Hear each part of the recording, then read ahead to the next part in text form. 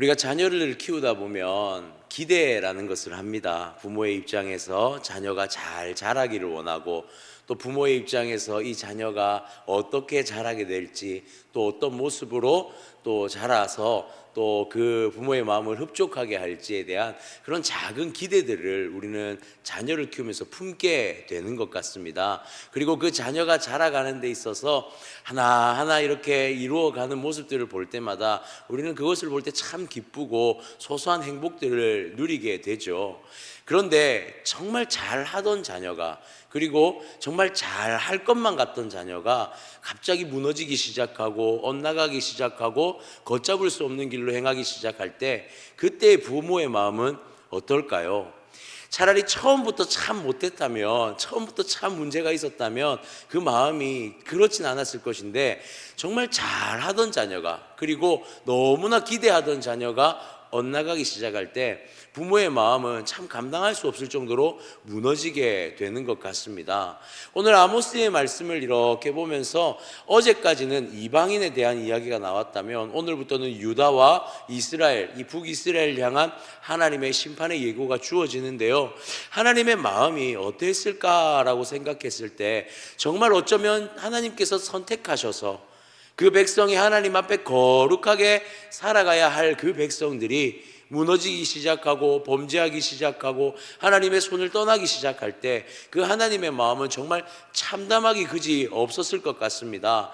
만약 하나님께서 이들을 향하여서 물론 용서하시고 회복시키시겠지만 하나님의 마음에 이들에게 심판을 내려야만 하는, 심판을 주어야만 하는 그런 상황에 저는 하나님의 마음 또한 결코 편하지는 않았을 것이다 라는 생각이 드는 것이죠. 오늘 우리가 함께 보게 될 유다의 이러한 죄상들, 그리고 이 북이스라엘의 죄상을 아모스 선지자는 매우 적나라하게 표현하면서 그들에게 왜 심판이 주어지는지를 아주 하나하나 다 나열하고 있는 것을 보게 되어집니다. 그리고 하나님은요, 자신의 마음이 어떠하였는지도 오늘 본문 가운데 표현하시면서 이스라엘 백성을 향한 심판이 단순히 그들을 미워함이 아니라 하나님의 그의 끓는 마음이 그 안에 있다는 것 또한 우리는 좀 함께 이 새벽에 살펴보았으면 좋겠습니다.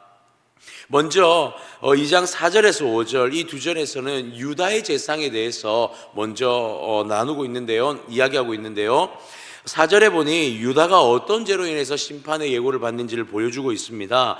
4절에 보니 여호와께서 이와 같이 말씀하시되 유다의 서너 가지 죄로 말미암아 내가 그 벌을 돌이키지 아니하리니 이는 그들이 여호와의 율법을 멸시하며 그 율례를 지키지 아니하고 그의 조상을 따라가던 거짓 것에 미혹되었습니다. 여기서 보니까 유다의 재상은 하나님의 율법을 지키지 않은 것, 하나님의 율례를 따르지 않은 것이 그들의 죄의 근본적인, 심판의 근본적인 이유다라고 말하고 있습니다. 신앙의 부분이죠. 우리가 특별히 이 이스라엘의 왕에 대해서 시리즈를 수요 예배 때 계속 나누었지 않습니까? 그런 상황들을 볼 때 핵심이 뭐였습니까? 하나님 앞에 예배함이 무너진 것이 핵심이었고, 하나님 앞에 무너진 예배, 즉 신앙의 무너짐이 핵심이었습니다. 즉 유다의 참상은, 유다의 이 심판의 이유는 무엇이라고 말하냐면 하나님 앞에 율법을 지키지 않은 그들의 신앙의 무너짐, 예배의 무너짐이 하나님이 이들을 심판한 분명한 이유의 핵심이다라고 밝히고 있는 것이죠. 그래서 5절에 보면 내가 유다에 불을 보내리니 예루살렘의 궁궐들을 사르리라. 이 심판은요, 유다가 피해갈 수 있는 심판이 아니다라는 것을 명확하게 아모스 선지자를 통해서 보여주고 있다라는 것입니다. 그렇다면 이어서 6절부터 우리가 보게 될 8절까지의 말씀에는 이 이스라엘의 죄상에 대해서 이어서 설명하고 있는데요, 이 이스라엘의 죄상에 대해서는 단순히 율법을 지키지 않았다는 이 유다의 죄상과는 조금 다른 죄상을 또한 언급하고 있는 것을 보게 되어집니다. 특별히 우리가 보면서 이 6절의 말씀에 보면 하나님께서 그 이스라엘에 대한 심판을 결코 돌이키지 않겠다는 아주 강력한 의지를 보여주면서 시작하는데요, 6절 말씀 함께 볼까요?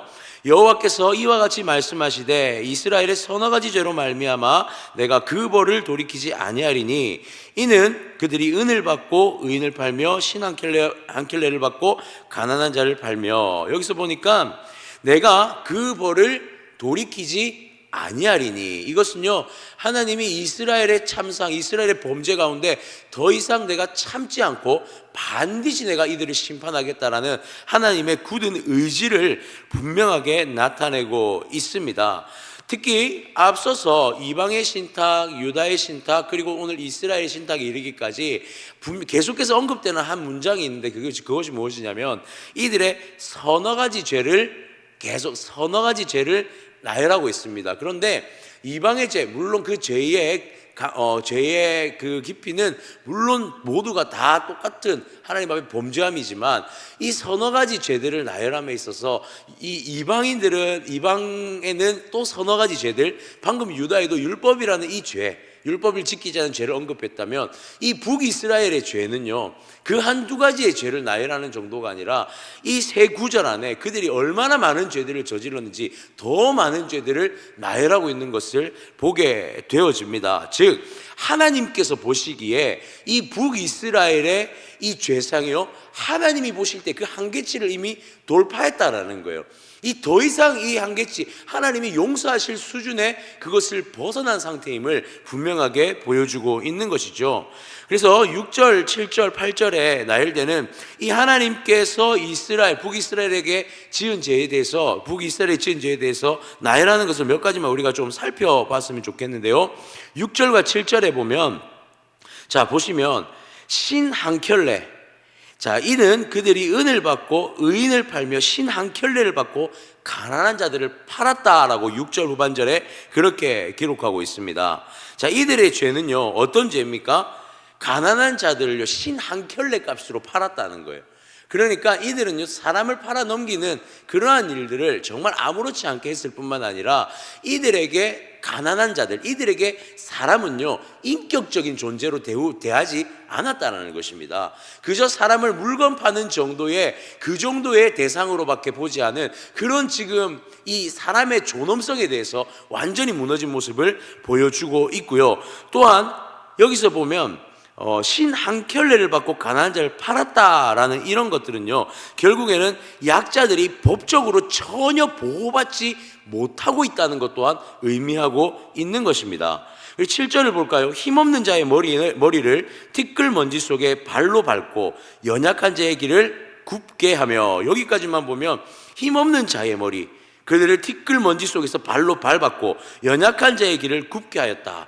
안 그래도 티끌 가운데 있는, 즉 머리가 바닥에 있는데 또한 너무나 어려운 상황 가운데 있음에도 불구하고 그들을 그저 내버려만 두어도 힘든데 그들을 발로 밟았다라고 표현하고 있는 거예요. 그러니까 아예 일어설 힘조차도, 다시 일어설 회생할 기회조차도 허락하지 않은 그런 모습이 보여지고 있고요. 또 이어서 7절 후반절에 보면 아버지와 아들이 한 젊은 여인에게 다녀서 내 거룩한 이름을 더럽혔다라고 표현하고 있습니다. 이것은요, 단순히 매춘의 현장을 말하는 건 아닌 것 같아요. 이것은 매춘의 현장이보다 이 앞뒤의 문맥들을 살펴보면 이 가난한 자, 연약한 자, 특히나 가난하고 연약한, 또한 스스로 설 수 없는 그 여인들을 범하는 이러한 성폭력적인 행위들이 이들 가운데 지금 자행되고 있는 거죠. 그러니까 묵인되어지고 아무렇지 않게 자행되어지고 있는 그런 모습을 보여주고 있습니다. 8절을 볼까요? 모든 제단 옆에 전당 잡은 옷 위에 누우며 그들의 신전에서 벌금으로 얻은 포도주를 마심이니라. 8절에 보니까 전당 잡은 옷, 신전의 벌금 등으로 성전이 타락되어져 있는 모습을 보여주고 있습니다. 이들이 또 이런 표현을 사용하죠. 거기 보니, 자, 이들은 자신들이 그들의 신전의 벌금으로 얻은 포도주를 마셨다라. 여기서 성전이나 또는 자신들이 예배를 드리는 곳에 하나님의 성전, 이렇게 표현을 하지 않고 있어요. 뭐냐면 그들의 신전이라고 표현하고 있습니다. 이미 그 장소는요, 예배와는 전혀 무관한 장소가 되어져 있습니다. 그들이 신전이라고 표현하는, 성전이라고 표현하는 그곳은 자신들의 어떠한 전유물이 되어져 있고 하나님을 예배하는 그 어떠한 모습도 나타나고 있지 않는, 즉 이들에게서 예배가 타락하고 예배가 무너져 있음 또한 그들의 악한 모습이라는 것을 분명하게 나열하고 보여주고 있는 것이죠. 즉 이 북이스라엘은 정말 회생 불가할 정도의 참상들이 그들 가운데 일어나고 있고, 하나님은 이들에게 심판을 물리지 않겠다라는 굳은 의지를 보여주고 계시는 것입니다. 무엇보다 하나님은 이러한 이들의 죄상을 무엇으로 간주하셨냐면 하나님에 대한 배신으로 간주하셨다라는 것이죠. 9절 말씀과 10절 말씀 우리 한번 볼까요? 내가 아모리 사람들을 그들 앞에서 멸하였나니 그 키는 백향목 높이와 같고 강하기는 상수리 나무 같으나 내가 그 위에 열매와 그 아래의 뿌리를 진멸하였느니라. 내가 너희를 애굽 땅에서 이끌어내어 40년 동안 광야에서 인도하고 아모리 사람의 땅을 너희가 차지하게 하였고, 여기서 보니까 아모리 사람들, 그리고 그들이 어떤 사람이라고 표현하면 백향목 높이 같고 상수리 나무 같은 강함을 가진 자들이라고 표현을 합니다. 이스라엘 백성들이 출애굽을 하여서 나왔을 때 가나안으로 들어가야 하죠. 그리고 가나안으로 들어가는 그 길이 40년 동안 광야를 도는 과정이 있었습니다. 그리고 가나안까지 들어가는 그 과정에 이스라엘은 약한 존재였습니다. 출애굽 이후에 그들의 정체성은 무너져 있는 상태였고 그들의 정체성은 종으로서의 무너진 상태에서 아무 전쟁에서도 이길 수 없을 만한 약한 상태였음에도 불구하고 하나님은 눈앞에 보이는 그 강한 아모리 족속들을 무너뜨리시며 그들을 지키고 보호하시며 가나안까지 입성하게 하시는 은혜를 베푸신 하나님이셨음을 하나님 지금 드러내고 계시는 거예요. 그러니까 하나님은요, 지금 이들의 악행 자체가, 악행이 너무나 큰 악행인데 단순히 그냥 그 악행으로 심판하겠다 이것이 아니라 내가 너희에게 어떻게 했느냐라는 것을 다시 한번 언급하시면서 너희가 행한 모든 악행이 나를 배신한 행위다라고 그것을 명확하게 그 죄상을 짚고 넘어가고 있다라는 사실입니다. 그렇습니다. 이스라엘 백성들에게 하나님은 은혜의 하나님이셨습니다. 이스라엘 백성들의 하나님은 철저한 은혜의 하나님이셨고 단 한순간도 그 손을 놓지 않으셨던 하나님의 그 지키심과 보호하심이 늘 함께 있었던 백성이었다라는 거예요.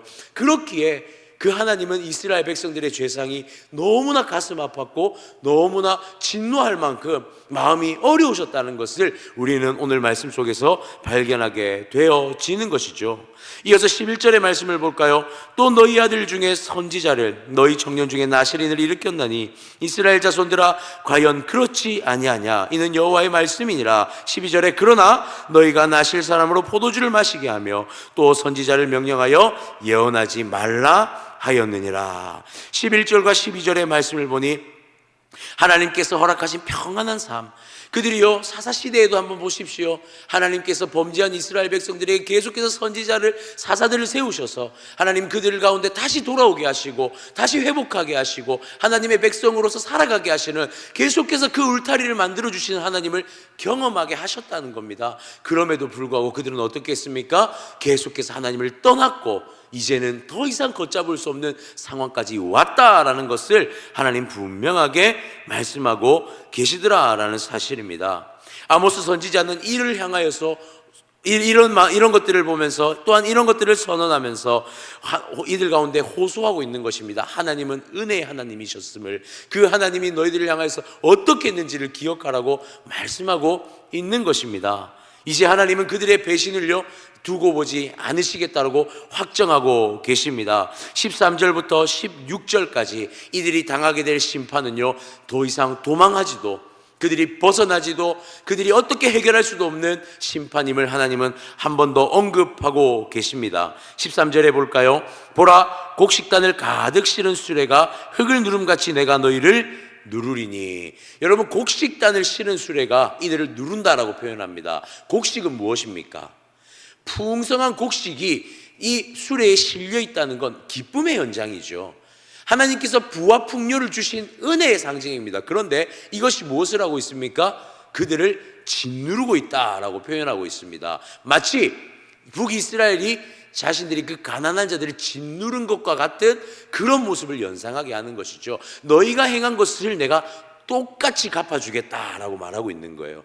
하나님의 심판은요 우리가 행한 것들을 그대로 갚으신 하나님이다라는 걸 보여주고 있습니다. 그들이 하나님의 공의와 정의를 무너뜨렸기에 하나님은 그 공의와 정의를 그대로 무너뜨려진 그곳에 짓밟음으로 심판으로 보여주겠다라고 말씀하는 것이죠. 또한 14절 보십시오. 14절부터 16절까지는 빨리 다른 박질하는 자도 도망할 수 없으며 강한 자도 자기 힘을 낼 수 없으며 용사도 자기 목숨을 구할 수 없으며 활을 가진 자도 설 수 없으며 발이 빠른 자도 피할 수 없으며 말 타는 자도 자기 목숨을 구할 수 없고 용사 가운데 그 마음이 굳센 자도 그날에는 벌거벗고 도망하리라. 여호와의 말씀이니라. 아멘. 여러분, 이스라엘 백성들 부와 권력과 많은 것들을 다 갖춘 듯이 보입니다. 그러나 하나님의 진노 앞에, 하나님의 심판 앞에 단 한 사람도 벗어날 수 없다는 것을 오늘 하나님이 분명하게 심판의 어떠한 결과물로 말씀하고 계시더라는 사실이죠. 사랑하는 성도님들, 하나님은요 분명히 은혜의 하나님이십니다. 지금 이 순간에도 우리가 숨 쉴 수 있는 이유가 무엇입니까? 지금 이 순간에 우리가 이 새벽에 나와 예배할 수 있는 이유가 무엇입니까? 세상이 진동하고요, 세상이 무너질 것 같은 상황 속에서도 우리가 지금 이 순간에도 하나님 앞에 예배하고 기도할 수 있는 것은 무엇일까요? 하나님의 은혜 때문입니다.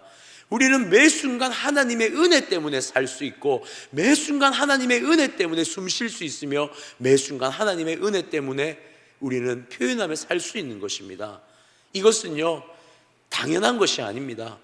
이것은요 절대 우리가 그냥 당연하게 여겨서 될 것이 아니라는 사실이에요. 매일 매 순간 하나님 앞에 감사해야 되고, 매일 매 순간 이 순간들을 하나님 앞에 기쁨으로 올려드려야 하며, 그것이 하나님의 영광이 되기를 우리는 하나님 앞에 몸부림치며 살아야 하는 존재들입니다. 그런데 이것이 무너지는 순간, 이 하나님의 은혜가 은혜라는 사실을 상실하는 순간, 우리에게 은혜였던 이 모든 것은 절망으로 다가오게 될 것입니다. 숨 쉬는 모든 것이 더 이상 우리의 숨을 쉬지 못하게 할 것이고, 달려가던 우리의 모든 힘들이 하나님의 진노름 앞에 무너지게 될 것입니다. 우리를 지키고 보호하셨던 그 능력이 어느 순간 우리에게 고통이 되어 다가오게 될 수 있다라는 사실을 우리는 기억해야 할 줄 믿습니다. 우리가 왜 경각심을 가져야 합니까? 그리스도인이 평안할 때 더 경각심을 가져야 할 이유가 무엇입니까? 지금 누리는 은혜가 어쩌면 하나님을 떠났을 때에 우리에게 하나님의 진노로 올 수 있기에, 우리는 그것이 우리가 감당할 수 없는 진노임을 알기에 오늘도 하나님 앞에 그 은혜를 감사하며 경각심을 가지며 살아야 할 줄 믿습니다. 사랑하는 성도님들, 오늘의 삶에 하나님 앞에 감사했으면 좋겠습니다.